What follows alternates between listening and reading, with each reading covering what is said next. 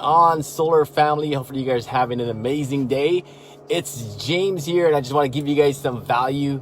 If you guys are watching me live, say what's up, say hello. If you guys are watching me on replay, hashtag replay. And if you're watching me on YouTube, make sure you subscribe before you bounce out of here so you get all my updated videos as it comes out. So today's topic is don't be a ghost, right? So you're probably asking, what the heck do you mean, James? Don't be a ghost. So the solar industry, the way we get paid, it's totally different than any industry. For example, if you sold cars, right? You sold cars. If you sell a car, like say for example, I sell a car today, I'm going to get paid a commission check for that car, right? The solar industry is a little bit different. You actually have to hit certain milestones, right? There's usually two milestones, which is M1 and M2. The first milestone is usually permit. The second milestone is usually at install. And you have to literally pull these jobs all the way through to these milestones before you get paid. Because in the solar industry, you're not getting paid just by closing a job, right? Your job is not done there. And a lot of solar consultants, as soon as they close the deal with a homeowner at their home, or maybe it's a Zoom meeting, they disappear literally on the face of the earth, right? So that's why I felt like the topic, don't be a ghost, it really fits this video. Because if you're not walking the job all the way through, right? Say, for example, you have a concierge. And a concierge usually helps and supports, after you close a deal, they gather documentation for you and things like that.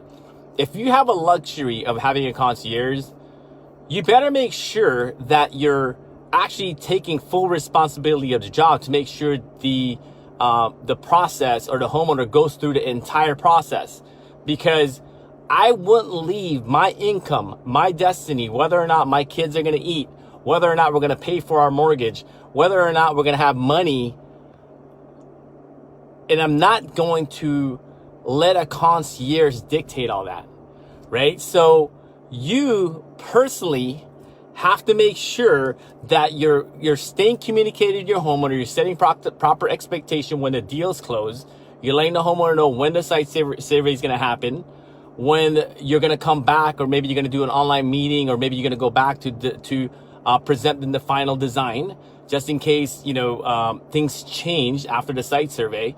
You better let the homeowner know when you're going to be pulling permit, right? And you better let the homeowner know when you're installing, when the city inspector is going to come out, when the PTO is going to happen. Because at the end of the day, you're not getting paid until glass goes on the rooftop. So don't leave it up to somebody else. This is I highly suggest this. Don't leave your money, your hard-earned money, don't leave it to someone else to pull your jobs all the way through. Don't be a ghost. When you close a deal with a homeowner, you literally have to walk them all the way through, because there's a lot of consultants out there that homeowners end up canceling because they disappear from the face of the earth. As soon as they close the deal, they're like, cool, I closed another deal, I'm moving on to the next one, which is great. But remember, you're not going to get paid until, M1 payments, when they're pulling permits, or when they're installing and glass is going on rooftops. So don't leave it up to anybody else, right? Anybody else to pull your job through. You need to take responsibility of that, right? So walk your jobs all the way through. And a conversation over the weekend came up around this, right? They're like, my concierge team is not pulling the jobs all the way through. And unfortunately, that consultant wasn't taking the responsibility to make sure that he gets paid. You know what I mean? Because at the end of the day, I am not going to leave it up to anyone. I'm not going to leave it up to Wesley. I'm not going to leave it up to, someone in the office to push my job all the way through, because they may be a W-2 employee. They may not have any skin in the game whether or not my job goes through or not. So why would you leave your job to someone that possibly don't even care about your job, right? Or don't care whether or not you get paid. So make sure that you stay connected with your homeowner. You're the one walking them all the way through, because your money depends on it. And if for whatever reason If a job is being canceled while you're pulling the job through, maybe your concierge is following up, maybe they're giving them the wrong information, maybe your concierge team, or maybe your automated email sequence as far as onboarding the homeowner, that may not be cohesive. That may not be cohesive to what you're telling the homeowner.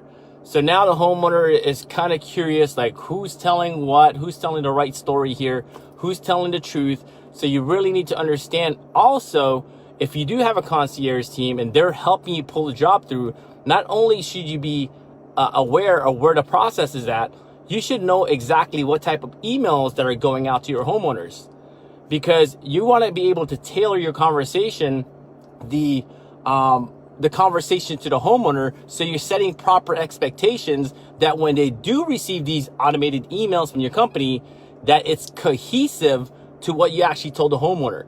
Because if you tell the homeowner one thing and they get an email from your company, maybe an automated email, and it's a totally different thing that what you told the homeowner, there's going to be some confusion, and confusion causes cancellation. So make sure that you're walking the jobs all the way through. And also, like, again, if you guys have a concierge, make sure all the information that the concierge is telling them verbally, all the emails that's going out to your homeowners are cohesive to what you're telling the homeowner. Because at the end of the day, you don't get paid until glass goes on that rooftop. Hopefully you guys got some value from this. Hey, what's up, David? What's up, brother? If you guys are watching me live, say what's up, say hello. And if you're watching me on YouTube, make sure you subscribe so you get all my updated videos as it comes out. So don't be a ghost. Peace.